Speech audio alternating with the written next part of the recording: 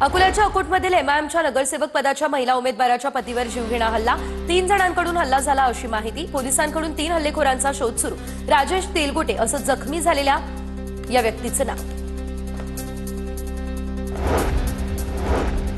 बुलडाणा या ठिकाणच्या तेलगू नगरमध्ये काँग्रेस नगरसेवकाच्या बॅनरवरती अज्ञातानं शाई फेकल्याची घटना घडली. परिसरामध्ये तणावाचं वातावरण. पोलिसांकडून आरोपींचा शोध सुरू. जतमध्ये राष्ट्रवादीचे नगराध्यक्षपदाचे उमेदवार सुरेश शिंदे यांच्या घरावरती हल्ला. दगडफेकीमध्ये सुरेश शिंदे यांच्या घराचं आणि गाडीचं मोठं नुकसान. पहाटेच्या सुमारास अज्ञातांकडून दगडफेक झाल्याची माहिती. गोपीचंद पडळकर यांच्या कार्यकर्त्यांनी दगडफेक केली असा आरोप. भाजपकडून प्रचाराचा धडाका सुरू. सकाळपासून महसूल मंत्री चंद्रशेखर बावनकुळेंच्या बैठकांचं सत्र. महादुला या ठिकाणी बावनकुळेंचा गावभेट दौरा, तर मौदा कामठी आणि येरखेडा या ठिकाणी जाहीर सभाही. पुणे पालिका निवडणुकीसाठी दोन्ही राष्ट्रवादीने एकत्र यावं, दोन्ही पक्षातील एका गटाचं हे म्हणणं. पवारांच्या वाढदिवसाचं औचित्य साधत ही घोषणा होणार का? सूत्रांची माहिती. यासाठी वरिष्ठ नेते पुढाकार घेणार अशी माहिती. दोन्ही एनसीपी एकत्र येण्यास प्रशांत जगताप यांचा मात्र विरोध.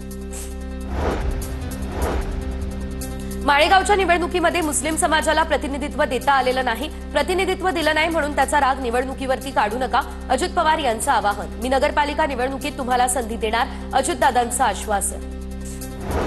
उद्धव ठाकरे यांच्यानंतर राज ठाकरे धारावीसाठी मैदानात उतरणार अशी माहिती. 7 डिसेंबरला धारावीमधील कामराज स्कूल मैदानामध्ये सर्वपक्षीय सभा. धारावी बचाव समितीकडून जाहीर सभेचं आयोजन. धारावी बचाव समिती राज ठाकरेंची घेणार भेट. पुनर्विकास प्रकल्पातून अनेकांना डावललं जात असल्याचाही आरोप. बीडमध्ये ऊस उत्पादकांना कारखान्याच्या अधिकाऱ्यांकडून दम. कारखान्याच्या गाडीची हवा सोडायचा दम आहे का? अधिकाऱ्याची ऊस उत्पादकांना धमकी. शेतकऱ्याला दम देतानाची कथित call recording viral. TV9 Marathi मात्र या कॉल रेकॉर्डिंगची पुष्टी करत नाही.